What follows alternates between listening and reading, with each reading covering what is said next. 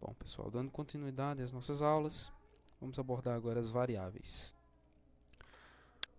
O que são variáveis?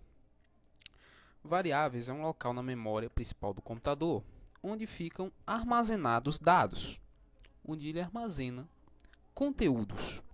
Exemplo, quando você digita qualquer valor em um determinado programa, existe lá uma variável que vai guardar aquele valor para que ele possa ser utilizado no futuro. Como e quando são utilizadas essas variáveis? Como é que você vai saber que seu algoritmo precisa de variáveis? Bom, basicamente, todo algoritmo precisa de variável. O meu primeiro exemplo não precisou porque é um algoritmozinho básico. Apenas um exemplo para ilustrar para vocês como se faz a criação de um algoritmo. Mas praticamente todo algoritmo vai ter que utilizar variáveis. Bom, gente, existem vários tipos de variáveis, né? Vamos averiguar aqui algumas, mostrar para vocês aqui quais são os tipos mais utilizados, né? Tipo de variáveis inteiros, por exemplo. O que são variáveis inteiras? Variáveis inteiras são variáveis utilizadas para guardar números inteiros, por exemplo, 182, 2034, 543. Então, esse tipo de variáveis são utilizados somente para guardar números inteiros, certo? Nós temos então as variáveis reais.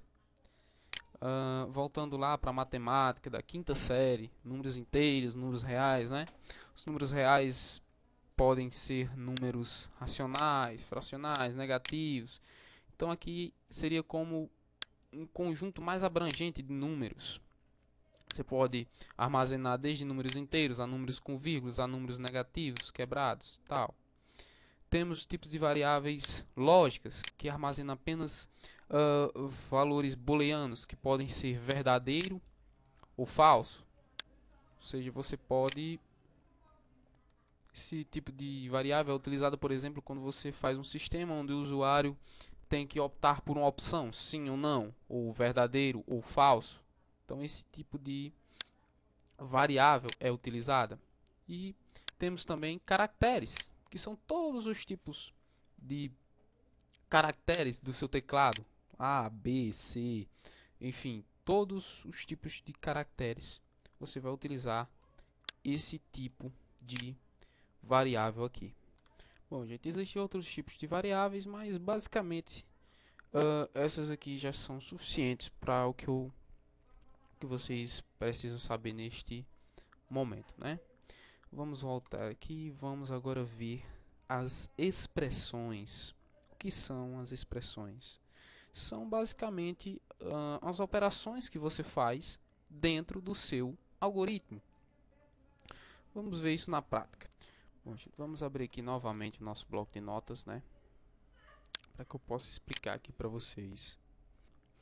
Só uma questão de dica. Eu sei que o algoritmo não é uma coisa lá muito legal de estudar, mas de fato é necessário. E o aprendizado de algoritmo não se consegue a não ser praticando bastante, através de muitos exercícios. Então pratiquem bastante, treinem bastante. Vamos entender aqui então esse algoritmozinho simples também que eu fiz aqui para calcular uma média simples, certo? Não esquecendo, algoritmo sempre começa com algoritmo. Eu dei o nome a ele de média simples, né? Logo abaixo eu vou declarar as minhas variáveis, certo? Variáveis, a primeira coisa que eu coloco é o tipo da minha variável, ou seja, que eu declarei que a minha variável é real. Então eu tenho a variável N1, que vai armazenar a primeira nota, N2, que vai armazenar a segunda nota, N3, que vai armazenar a terceira nota, e a média, que é uma variável que vai armazenar a média e me mostrar ela na tela. Pessoal, percebam que para criar várias variáveis do mesmo tipo, ou seja, do tipo real, eu não precisei digitar real, N1, real, N2 e assim sucessivamente um abaixo do outro.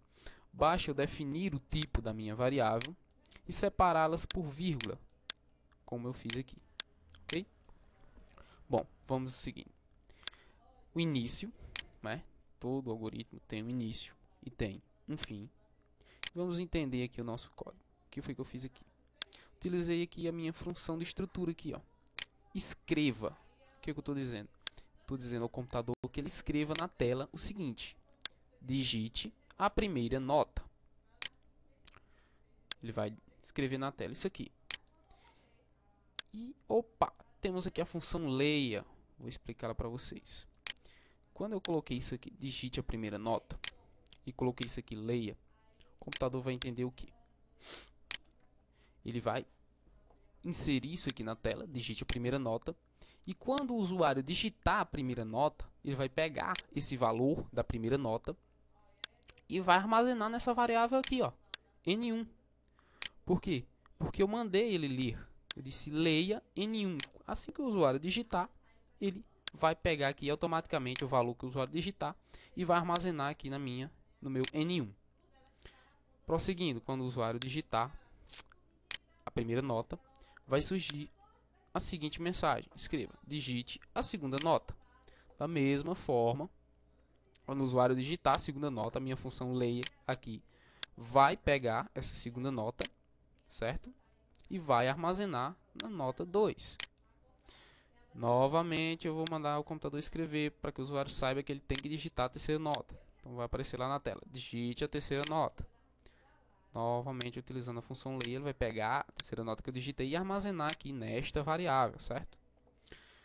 Neste ponto aqui, o usuário já digitou a nota 1, a nota 2 e a nota 3, ok? O que eu vou dizer então agora para o meu algoritmo, para o meu computador, para que ele processe? Eu vou dizer que a minha média contém, gente, esse sinal aqui é de contém, ele é utilizado mais ou menos como sinal de igual aqui no algoritmo, certo? É uma setinha virada para cá, para esse lado, com esses dois tracinhos. Minha média contém, ou seja, ou é igual a N1 mais N2 mais N3 dividido por 3. O que é que vai acontecer? O meu computador, eu já vou ter digitado as 3 notas. O computador vai pegar a nota 1 que eu digitei, que é o valor de N1 que ele gravou, vai pegar o valor de N2, o valor de N3, vai somar esses valores e vai dividir por 3. E por fim, vai armazenar esse valor o resultado dentro da minha variável média. Por fim, eu coloquei aqui: escreva sua média é, e coloquei aqui o valor média na frente. Gente, vocês podem estar perguntando por que esse sinal de mais aqui e por que média não ficou dentro das chaves, desculpa, das chaves não, das aspas, que nem o texto comum. Exatamente porque ele não é um texto comum, ele é uma variável. E as variáveis ficam fora das aspas para que o computador possa interpretar que isso é uma variável e não um texto simples, ok? Só por curiosidade, se eu colocar esse texto aqui, média, se eu colocasse ele aqui dentro dessas aspas, quando o computador executasse esse processo, ele não iria entender que esse média ele é uma variável, ele simplesmente iria imprimir na tela: sua média é média. Ele ia entender isso como um texto simples. Por isso que ele tem que ficar fora de parênteses e com esse sinal de adição aqui, para que o computador possa interpretar que isto é uma variável e vá buscar o valor dele aqui, ó, onde ele foi armazenado aqui, certo? Bom, gente, é isso aí. Nas próximas videoaulas eu vou estar fazendo mais exemplos para que vocês possam estar fixando esse conteúdo, ok? Valeu!